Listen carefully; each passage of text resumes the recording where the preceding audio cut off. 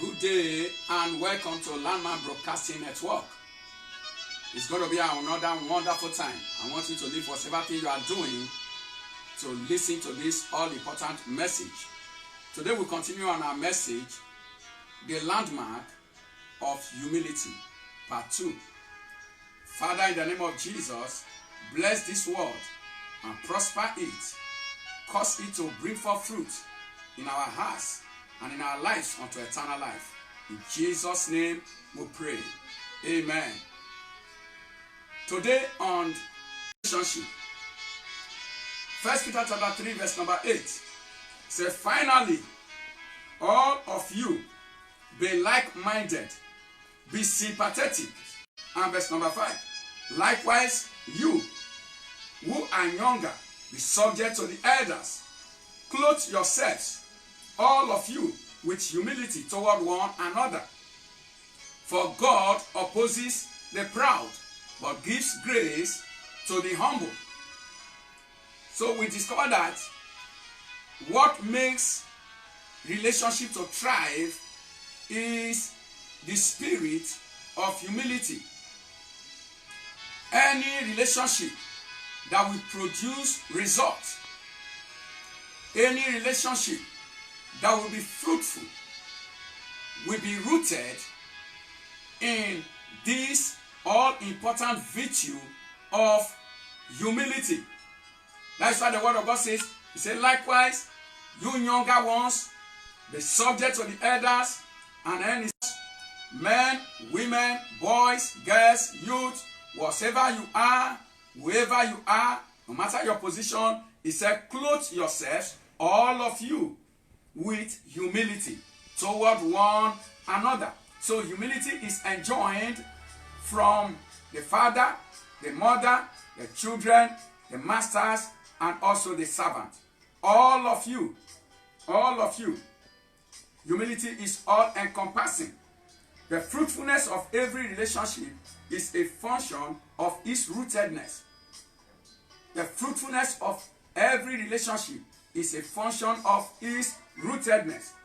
The word of God says in 2 Kings chapter 19 and verse number 30 that the remnant that escaped from of the house of Judah shall yet again take root downward and bear its fruit upward, until there is the root going down, the downward root, there will be no upward fruit. So they take root downward and then they bear their fruit upward. The root that you need to take downward in order to be fruitful is the root of humility. Any relationship that grows the root of humility is bound to bear fruit. So every fruit-bearing relationship is a humility-rooted relationship. Humility is the root of prosperity in any kind of relationship. That relationship can be your relationship with God. It can be your relationship, your marital relationship. It can be your friendship relationship. Relationship between you and your friends. Relationship between you and your spouse. Relationship between you and God. Relationship between you and your children. And between you and your parents. And also the mentorship relationship. Relationship between the mentor and the protege. Every relationship thrives on the root of humility. If you want your relationship to succeed, then buy into the spirit of humility today. I want you to know that humility is what brings the blessing of honor, riches, and life. As the word of God says in Proverbs 22 verse number 4, he said the reward for humility and the fear of the Lord is riches and honor and life. So there will be honor in your relationship, in your marriage. There will be honor among you, your friendship. There will be honor between you and those you relate with if you have the spirit of humility. Apart from that, I want you to know that any relationship that is void of humility is headed for a shipwreck. Is headed for a shipwreck. Why is it that marriages, before you know it, marriages that people enter today, before you know it, they said there is a breakup. They said we break up. So why? Because of the absence of humility. When humility is lacking, you are sure to break up. And I want you to know that every breakup will result in a breakdown. You cannot break up and your life not break down. Every break up results in backwardness. That is why we need humility in order to fix our relationships. We need humility in order to run a successful relationship, no matter the kind of relationship you are into. You may be having problem in your marriage today. Why not stoop in order to conquer? How does humility conquer in marriage? Humility wins its victory in relationship through the manifestation of two things. I want to mention, it is not that there are only two, but I want to talk about only two. It wins its victory through the manifestation of submission, number one, and two, the manifestation of service. Now let's look at submission. Philippians chapter 2, verse number 3 to 11. He said, do nothing from rivalry or conceit, but in humility count others more significant than yourselves. Let each of you look not only to his own interest, but also to the interest of others. Have this mind among yourselves, which is yours in Christ Jesus, who though he was in the form of God, did not count equality with God a thing to be grasped, but made himself nothing, taking the form of a servant, being born in the likeness of men. So this is what God wants from us. Are you in a relationship? Do you have friends? Are you married? Do you have a spouse? Do you have a mentor? Do you have a protege? The word of God says we should do nothing from rivalry or conceit. Rivalry comes when there is pride. Rivalries come when there is absence of humility. Humility is the foundation of recognition. Anywhere there is humility, there is recognition. And the only way you can relate well with other people is when you recognize who they are. When they know that you recognize them. Anybody who knows that you have no recognition for him or her, anybody who knows that you have no regard for him or her, will never flow well with you. So, in a union where there is no recognition, where there is no regard, where there is no respect, the union will definitely suffer collapse. It will break down. It will break down. When there is humility, there is admiration. There is admiration. You can only admire people when you are humble. But when you are not humble, you admire yourself.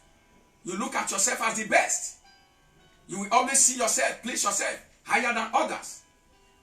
So when you are in a union and you admire your partner, you admire others, you admire your children, you discover you are going to win their cooperation more. You are going to win their cooperation. The best way to win the cooperation of others, the best way to win the support of others is to make sure that you admire them.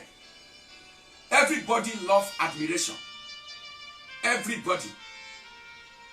Nobody wants to be put down. When you put your partner down, you kill his spirit. When you put your children down, you kill their spirit.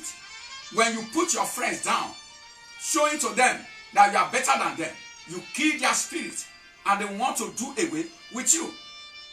That is why if you want to succeed in any kind of relationship, make sure you have the spirit of respect, regard, that due regard, and then you have the spirit of admiration, the spirit of appreciation. All these things are rooted in humility. When there is no humility, You don't appreciate others. And the love that is not appreciated is love that is rejected. And that love will die. That love will die. Where there is humility, there is politeness. There is civility. There is manner. There will be good manners. There are some people, they don't know how to talk. When they open their mouth, you see pride coming out. Because of that, their approach will bring reproach to them. Because they lack humility. They lack good manners. Hallelujah. I know you are listening to me. The reason why your marriage is suffering is not because your wife is bad. It's not because your husband is bad. But because you lack the spirit of humility. Where there is humility, there is teachability. People are counselable when they are humble. People are teachable when they are humble. People are advisable when they are humble. But you discover that your union, your relationship is collapsing because you are not advisable, you are not counselable, you are not teachable. You lack that humility. And these things are the pillars of every successful home, are the pillars of every successful run, are the pillars of every successful relationship. How is your relationship? Can you calm down a little? Can you climb down a little? Can you stoop a little if you want to conquer? Stoop and you will conquer.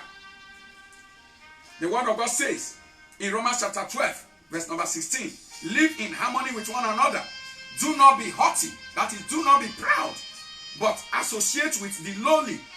Never be wise in your own sight. Never be wise in your own sight. Don't be a prima donna. Don't think you know it all. Humble yourself. Humble yourself. And then you'll be able to see the other side. Listen to other people. Listen to the story of everybody has a story. And the story of every man is a potential lesson that can move you forward. You need courtesy in life. It is very important. Ephesians chapter 4, verse number 1 to 2. He said, as a prisoner of the Lord, then I urge you to live a life worthy of the calling you have received. Be completely humble and gentle. Be completely humble and gentle. I want you to know one of the things that beautify our calling. Are you a pastor? Are you a leader? One of the things that beautify your calling. Are you a servant of the Lord? One of the things that beautify your calling is that you have to be completely humble and gentle. Be completely humble and gentle. Number 2, I talk about manifestation of humility in service.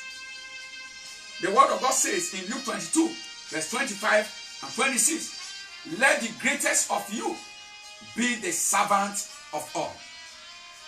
For you to be the greatest, you must be the servant. That is the way. Humility in the kingdom is different from humility in the world. Humility in the world, you have to step on people. You have to climb on people up. But humility in the kingdom, you have to stoop to serve. You don't wait to be served. I want you to like this video, share it, save a home, save a relationship, comment as many times. So many of us, we just like, we don't comment. Comment as many times so that I will get your feedback on how God is affecting your life through this broadcast. This is Landmark Broadcasting Network. I am your regular host, Apostle Gode Otoboro. Under the platform of Living Bread Bible Church, you can fellowship with us in any of our branches. Till I come your way again tomorrow, stay safe and stay blessed. I love you. I pray for you in the name of Jesus. Your union will not sink. Your marriage will not go down. You will not suffer breakdown in marriage. You will not suffer breakdown in relationship. You will not suffer breakdown in business. You will not suffer breakdown in your life. You will not suffer breakdown in your health in the name of Jesus. May the Lord keep you. May the Lord preserve you. May the Lord protect you. May the Lord perfect that which concerns your life. In Jesus' mighty name, amen. God bless you. Shalom.